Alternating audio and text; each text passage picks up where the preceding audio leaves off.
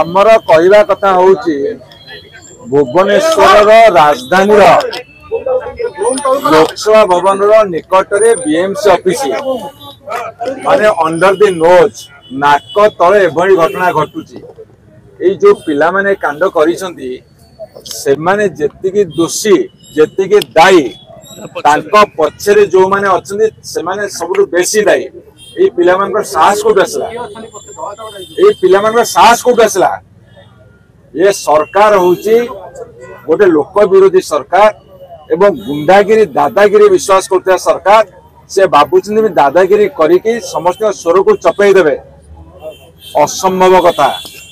आपण माने देखिए राजरास्ता लड़े कौन ये सरकार जो भली भाव में मार मारुछंती जो भली भाव में पुलिस को लगे अत्याचार करुछंती एवं साहस पाउछंती एमाने बारेबे आंकनार एफआईआर देले थाना छाड़ी दिया जिवो जो जुगरे वर्ष भितर गुंडा माने साहस पाई दौड़ात्मक कर सरकार दायी केवल से अरेस्ट करिया कथा हम खाली कहूनु अरेस्ट कर पछरे जो माने अछनी तांको अरेस्ट कर छाड़बुनु।